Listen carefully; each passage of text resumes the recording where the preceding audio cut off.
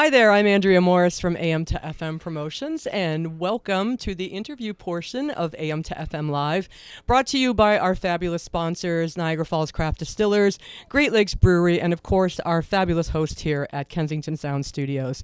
Today we're chatting with Jonas Tomalty. Thank you for being here today. Thanks for the invitation. It's great to be here. Yeah, and you know what? We're trying to prove a little point here that despite COVID, we can actually still make live music happen. Absolutely. Yes. A little bit of innovation. Yeah, which you've been showing on this radio tour of yours lately, mister, which is great. Yeah, well, thanks to you and the team, we've been out and scouring the streets and the studios and you know there's been a great interest, and it's really nice to see people's reactions too. You know, being out here, and I think it's a time when people need music. I think so too, and it was really lovely, particularly in Wallaceburg, to see people just being so thrilled to see a live performance again. Yeah, it was fun to play out in the streets and have a little bit of human interaction and, share on the radio wavelengths as well. It was a good start. It was a good start to our big voyage through Ontario, and this has just been another great stop.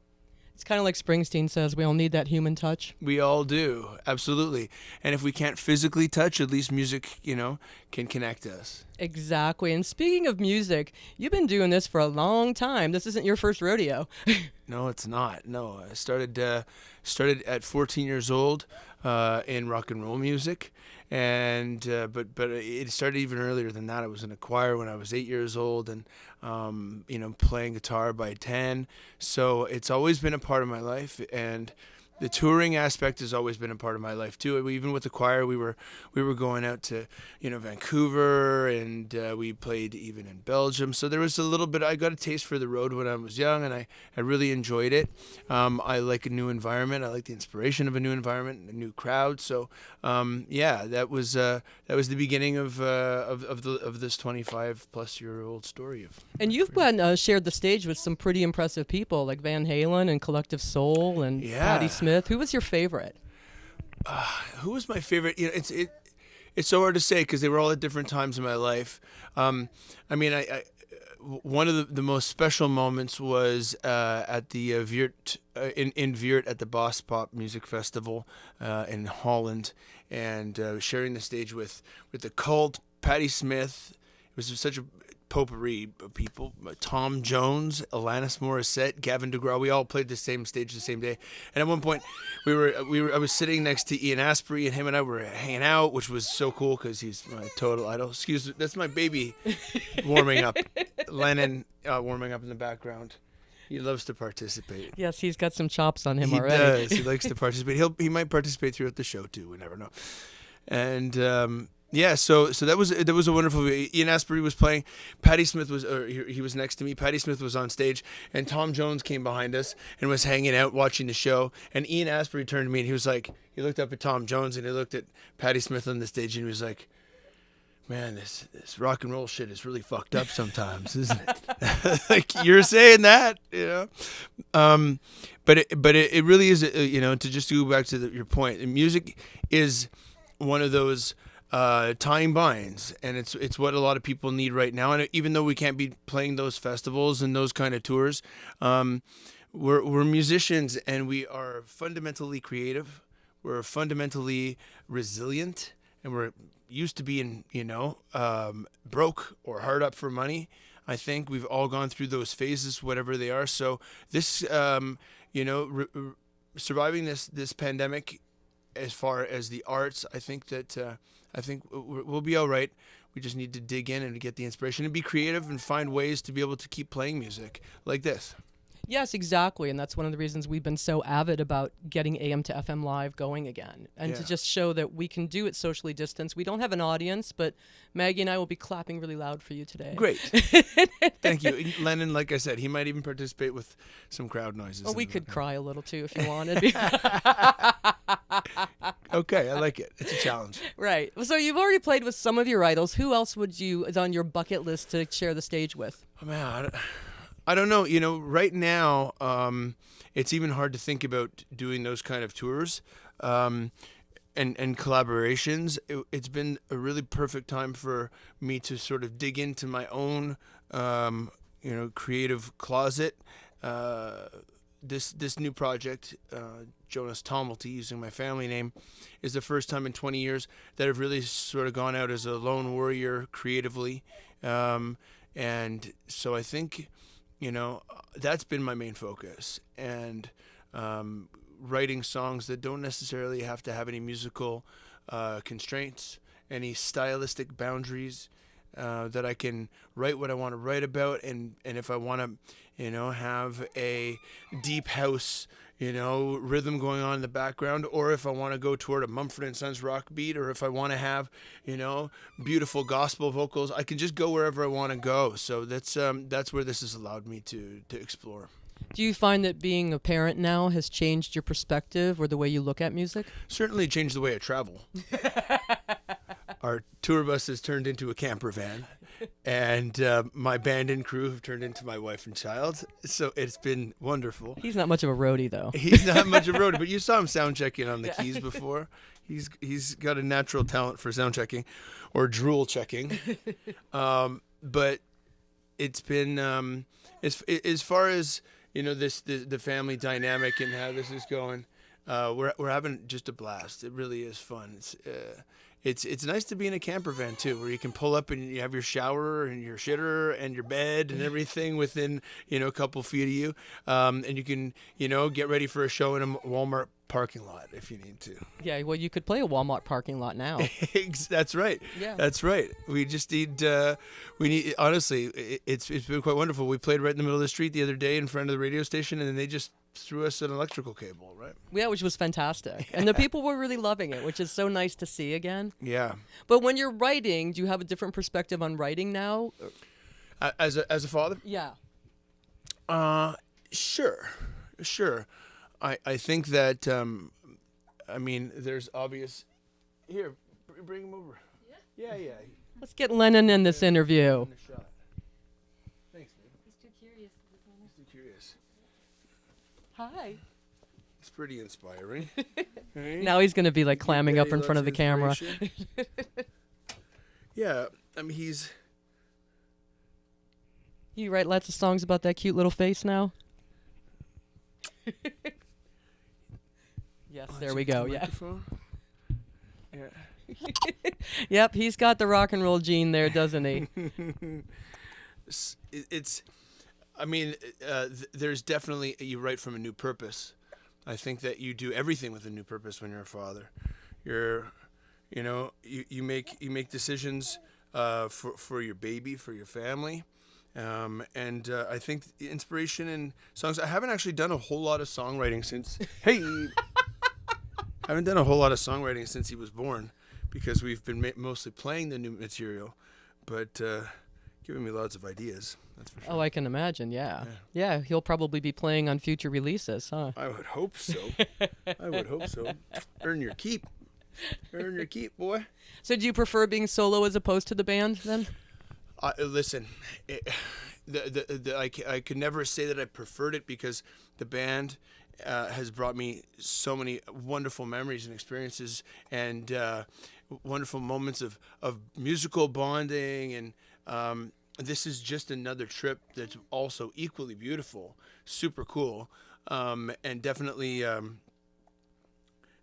definitely a different change of pace, but it's no, I couldn't choose one or the other in preference. It's just a different dynamic. Yeah, exactly. Yeah, you're not sharing you're sharing a van, with your wife and child, as opposed to like four sweaty guys. Exactly. And the priorities change for sure on the road.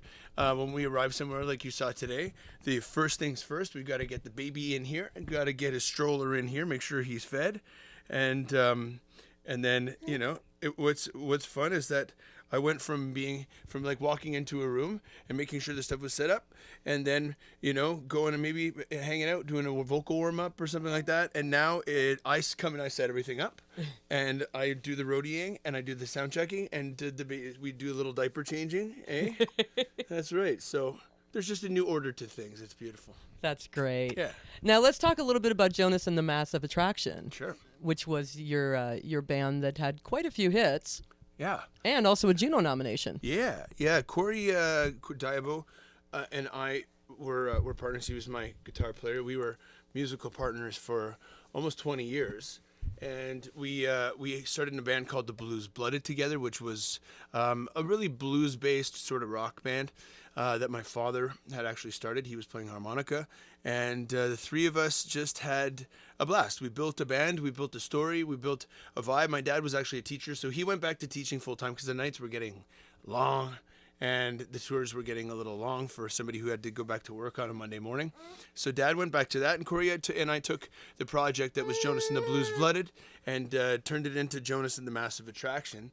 And that was pretty much the blues took a bit more of a back seat, and the rock and roll was our main focus. So 2010 to about 2018, that's what we were doing. Touring Europe a lot.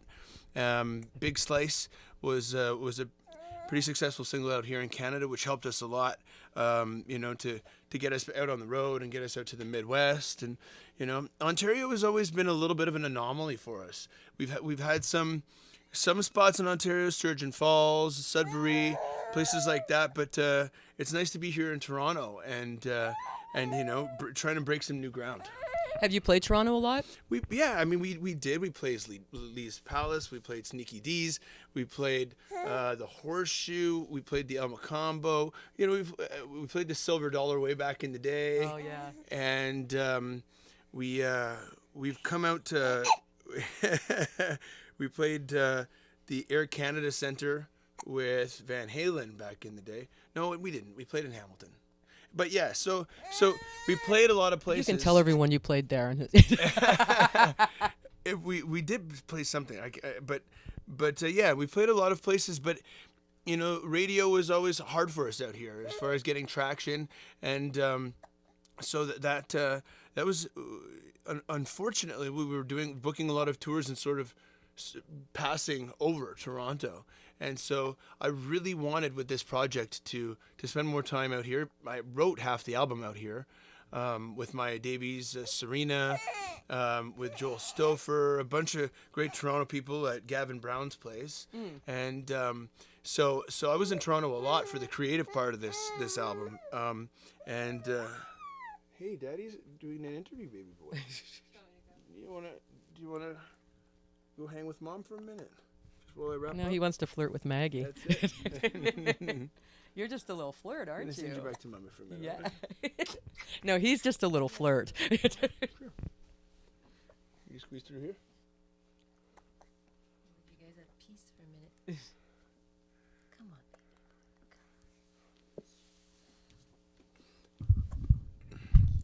Thank you.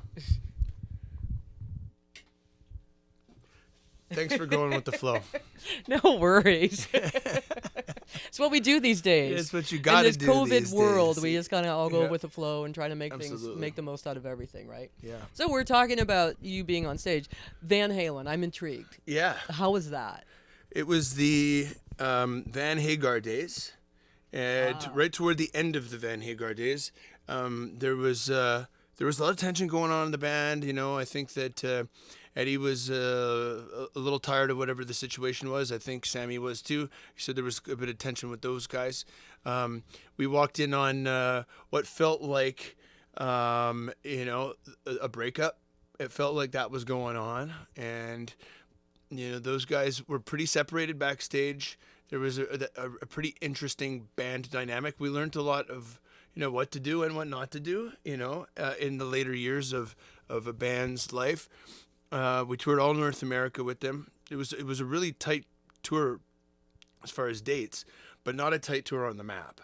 Those guys had two setups, so they would set up in one town, and then when they were done, they would jump on a plane and go private plane, fly basically to the next gig. But it was sort of like the end of a tour, and there was a bit of a cleanup tour. So the dates that they hadn't done, and it wasn't very, it wasn't logistically very smooth if you were on a tour bus and had one setup. So we were playing our opening set, and literally before our last song, cables were being pulled off the stage, and we were in our tour bus and trying to make it to the next destination for the next morning. Wow. I mean, we were, driving doubles on a tour bus, and arriving for sound check in the morning, loading in, doing our sound check, and then it was super challenging, but it was absolutely the best experience of my life in touring. I think, like I said, just the knowledge and the history you could see in these guys and how they do things, and the well-oiled machine that is not just Van Halen but is their crew too. How was the Eminem situation? Yeah, right. I wanted to ask so many times. It's like, that's stupid. You know what? Everybody's gonna ask that question to them. But yeah, I felt myself a couple times like, no, don't ask me about the M&Ms. Did they have a bowl backstage though? To be perfectly honest with you, Eddie's room, Eddie was wearing literally just some Bermuda shorts and flip flops the entire tour. Like even on stage, that was his thing. And his tune-up room was next to us. It was a mirror and it was an amplifier. We'd be fended pretty quickly, and so he had his tune-up room, and he was inviting us in to while he was tuning his guitars and hanging out, just him in a room, which was super cool for me, especially cool for Corey. And he was showing Corey some of his, hammer on, hammer off style playing, and giving him some of his, secrets, I guess you will.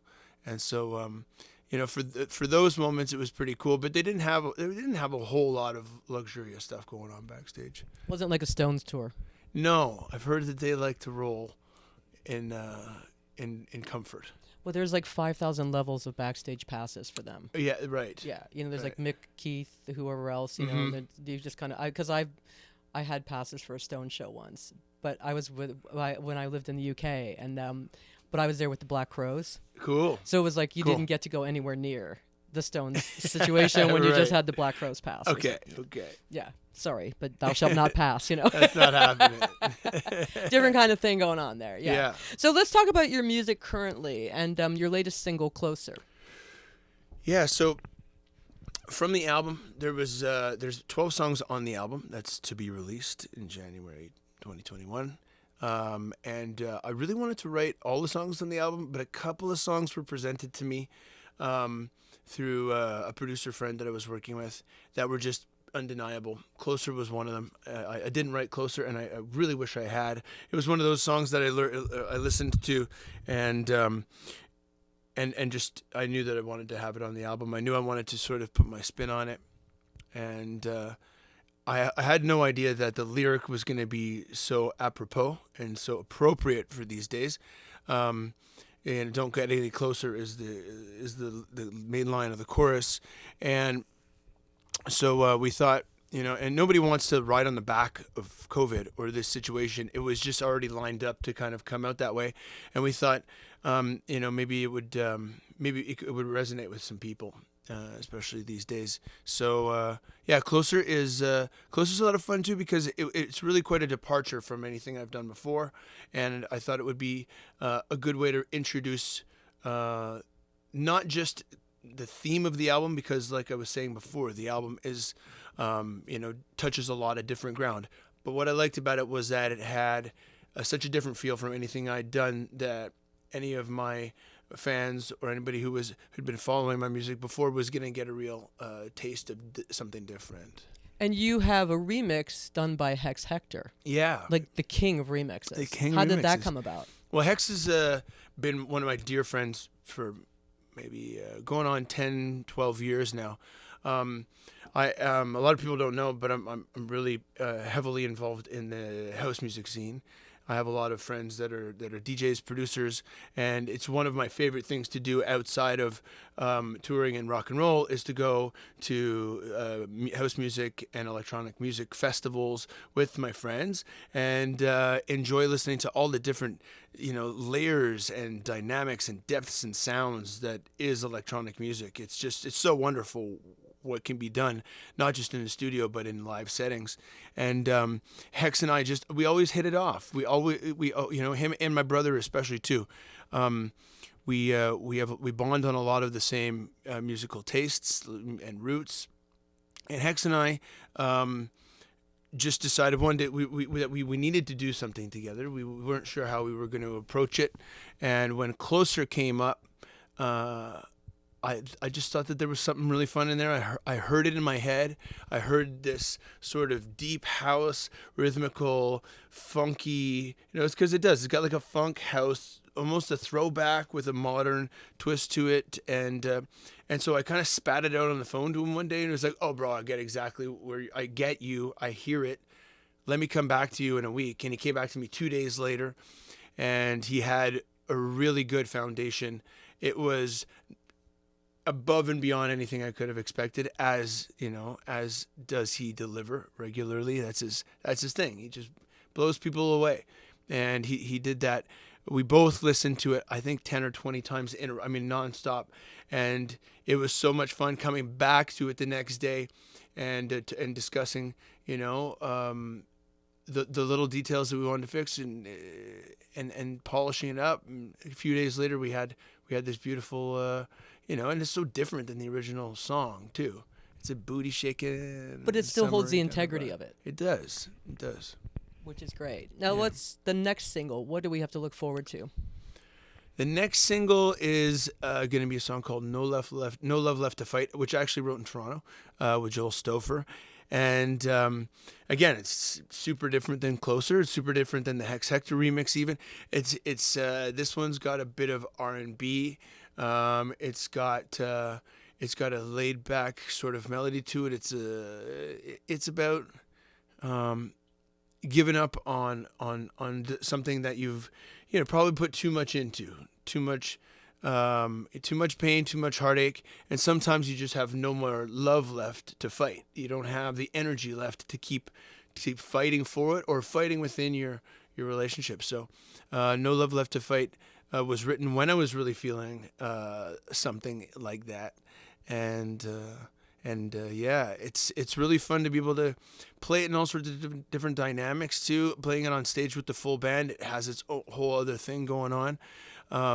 In the studio, the produced version of it is almost like, it's almost got like a poppy sort of R&B grindy cool thing to it.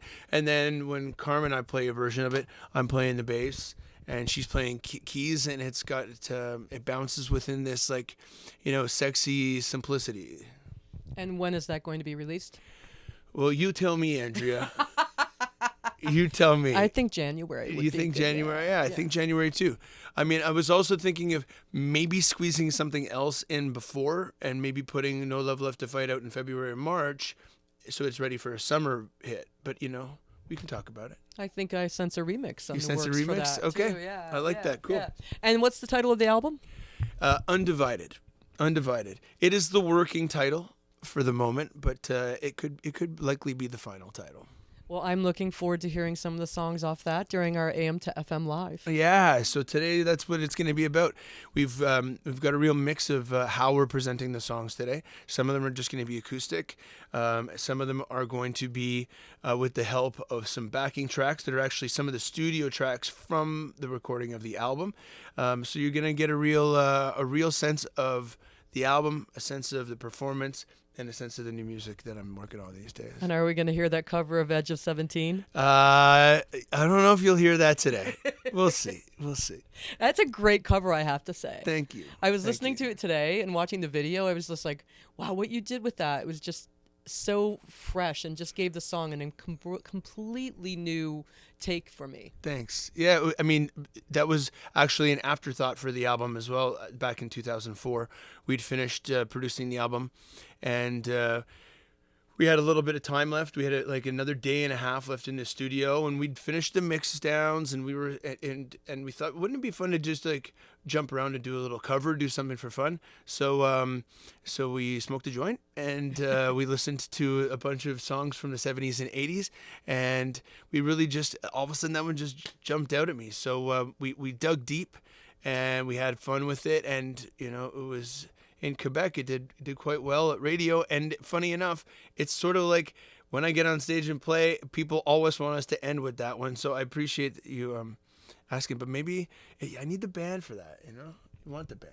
Well, we'll get the band next year. You know what? Perfect. We're going to create that COVID goes away. Yeah. You know how everyone says if you have everyone in the same consciousness? Yes. So if we all start creating that it's going to go away, it will. Perfect. And that's what we're going to do. All right. And we're going to hear some like great that. music from Jonas coming up next. Cheers. Thank you very much. Cheers.